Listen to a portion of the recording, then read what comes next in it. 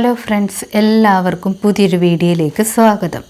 കഥയിൽ ബാലചന്ദ്രൻ ഗോപാലകൃഷ്ണനെ സംശയിക്കുന്നു. ഗോപാലകൃഷ്ണൻ അപ്പോൾ ബാലചന്ദ്രൻ്റെ കഴുത്തിൽ പിടിച്ചിട്ട് നിന്നെ കൊല്ലും അനാവശ്യം പറഞ്ഞാലെന്നൊക്കെ സൂചിപ്പിക്കുകയാണ്.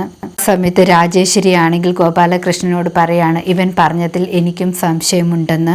നിങ്ങൾ തെറ്റ് ചെയ്തിട്ടില്ലെങ്കിൽ അത് തെളിയിച്ചു തരണം. അതുവരെ നിങ്ങൾ തന്നെയാണ് ഇതിന്റെ പിന്നിലെന്ന് ഞങ്ങൾ രണ്ടുപേരും വിശ്വസിക്കുക. അതുവരെ ഈ വീട്ടിൽ രണ്ട് ചേരിയായിരിക്കും. നിങ്ങൾ ഒറ്റയ്ക്കും ഞാനും എൻ്റെ സഹോദരനും ഒരുമിച്ചായിരിക്കുമെന്നൊക്കെ പറയുന്നു. നിങ്ങൾക്കാണെങ്കിൽ ഭാര്യയും മക്കളുമാണ് വലുതെങ്കിൽ എനിക്ക് എൻ്റെ സഹോദരനാണ് വലുതെന്ന് പറഞ്ഞിട്ട് രാജേശ്വരി ആണെങ്കിൽ ബാലചന്ദ്രനെ കൂട്ടിയിട്ട് അവിടെ നിന്ന് പോകുന്നു. ശാരദാമ്മയാണെങ്കിൽ ദൈവങ്ങളോട് കരഞ്ഞു പ്രാർത്ഥിക്കുകയാണ്. ശാലിനിയെ സൂക്ഷിച്ചു കൊള്ളണമെന്ന് പറയുന്നു. ആണെങ്കിൽ ഈ ലോകത്ത് ഏറ്റവും വെറുക്കുന്ന പയ്യനെ വിവാഹം കഴിച്ചത് സ്വത്തിനോ പണത്തിനോ വേണ്ടിയല്ല.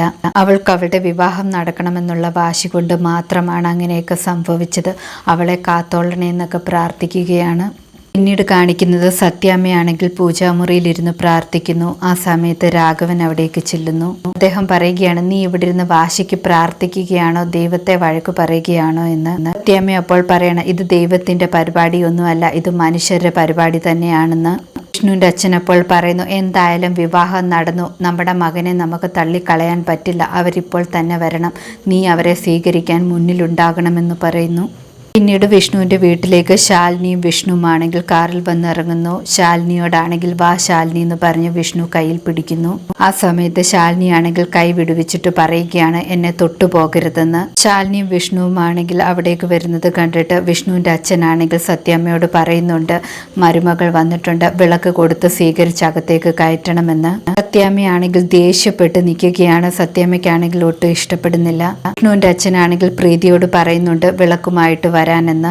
പ്രീതിയാണെങ്കിൽ അകത്തേക്ക് പോകുന്നു. വിളക്കെടുക്കാനായിട്ട് തുടങ്ങുന്ന സമയത്ത് പൊന്നി പറയുന്നുണ്ട്, പ്രഗ്നൻ്റ് ആയിരിക്കുന്ന സമയത്ത് വിളക്ക് കൊടുക്കാൻ പാടില്ല എന്ന്. അങ്ങനെ കൊടുത്താൽ ആ പെണ്ണിന് ദോഷമായിരിക്കുമെന്നൊക്കെ പറയുന്നു. പ്രീതി അപ്പോൾ പറയണം, അങ്ങനെയെങ്കിൽ ഒരു കാര്യം ചെയ്യാം, എൻ്റെ കൈ മുറിഞ്ഞെന്ന് കള്ളം പറയാമെന്ന് പറഞ്ഞിട്ട് തുണി കെട്ടിവെക്കുകയാണ്. പ്രീതിയാണെങ്കിൽ ചെറുതായിട്ട് ബഹളം വെക്കുന്നുണ്ട്. ആ സമയത്ത് സത്യാമ്മയാണെങ്കിൽ ഓടിച്ചെല്ലുന്നു. സത്യാമ്മ ചോദിക്കുന്നു, എന്തു പറ്റിയെന്ന്. എൻ്റെ കൈ മുറിഞ്ഞെന്ന് പറയുന്നു. സത്യാമ്മയാണെങ്കിൽ പ്രീതിയോട് ചോദിക്കുകയാണ്, ഇതൊക്കെ ശ്രദ്ധിക്കേണ്ടേ, സൂക്ഷിച്ചു വേണ്ടേ കാര്യങ്ങളൊക്കെ ചെയ്യാനെന്ന്. അമ്മയാണെങ്കിൽ വെളിയിൽ വന്നിട്ട് ശാലിനിയെ കുറ്റപ്പെടുത്തുകയാണ്. ശാലിനി വന്നതിൻ്റെ ഐശ്വര്യമാണ്, അതുകൊണ്ടാണ് ബ്ലഡ് വരെ കണ്ടതെന്നൊക്കെ പറയുന്നു. ഇനിയാണെങ്കിൽ നിലവിളക്കും പിടിച്ച് വെളിയിലേക്ക് വരികയാണ്. പ്രീതിയും കൂടെ വരുന്നു. പ്രീതിയാണെങ്കിൽ അച്ഛനോട് പറയുന്നുണ്ട്, ഞാൻ വിളക്കെടുത്തില്ല, എൻ്റെ കൈ മുറിഞ്ഞത് കൊണ്ടാണെന്ന്.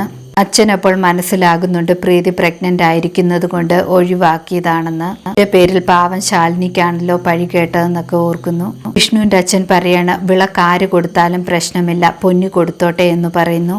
പക്ഷേ നാട്ടുകാർ നാളെ പറയുമായിരിക്കും, സത്യാമ്മയുടെ വീട്ടിലാണെങ്കിൽ വേലക്കാരിയാണ് മരുമകൾക്ക് വിളക്ക് കൊടുത്തതെന്ന്. അത് കേൾക്കാൻ ആർക്കും പ്രശ്നമില്ലെങ്കിൽ കുഴപ്പമില്ല എന്നൊക്കെ പറയുന്നു. പൊന്നിയാണെങ്കിൽ വിളക്കുമായിട്ട് ശാലിനിയുടെ അടുത്തേക്ക് പോകുമ്പോൾ സത്യാമ്മയാണെങ്കിൽ നിൽക്കാൻ പറയുന്നു.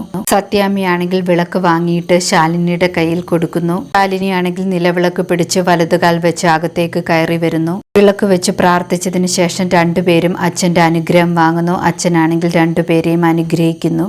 അച്ഛനാണെങ്കിൽ സത്യാമ്മയെ വിളിക്കുന്നു. സത്യാമ്മയുടെ കാലിൽ വീണ് അനുഗ്രഹം വാങ്ങാൻ രണ്ടുപേരും ശ്രമിക്കുന്നുണ്ട്. പക്ഷെ സത്യാമ്മ സമ്മതിക്കുന്നില്ല. സത്യാമ്മ പറയുന്നു, എനിക്കൊരു വാക്കും തീരുമാനമേ ഉള്ളൂ, അതിൽ മാത്രമേ ഞാൻ ഉറച്ചു നിൽക്കത്തുള്ളൂവെന്ന്. അവിടെ പറയാണ്, വെളിയിൽ നിന്ന് കുറേ അഴുക്കുകളൊക്കെ ഈ വീട്ടിലേക്ക് വന്നിട്ടുണ്ട്, നല്ലതായിട്ട് അടിച്ച് ക്ലീൻ ചെയ്യണമെന്ന് പറഞ്ഞിട്ട് സത്യാമ്മ അവിടെ നിന്ന് പോകുന്നു. സത്യാമ്മ പോയി കഴിഞ്ഞിട്ട് വിഷ്ണുവിൻ്റെ അച്ഛൻ ശാലിനിയോട് പറയുന്നുണ്ട്, ഇതൊന്നും കാര്യമാക്കണ്ട, അവൾ ഇങ്ങനെയാണ്, പറയാനുള്ളത് മനസ്സിൽ വെക്കാതെ എല്ലാം മുഖത്ത് നോക്കി പറയും, കുറച്ച് കഴിഞ്ഞ് ഇതൊക്കെ ശരിയായിക്കോളുമെന്നൊക്കെ പറയുന്നു. അച്ഛനാണെങ്കിൽ പ്രീതിയോട് പറയുന്നുണ്ട് വിഷ്ണുവിൻ്റെ റൂമിലേക്ക് ശാലിനിയെ കൂട്ടിയിട്ട് പോകാനെന്ന്.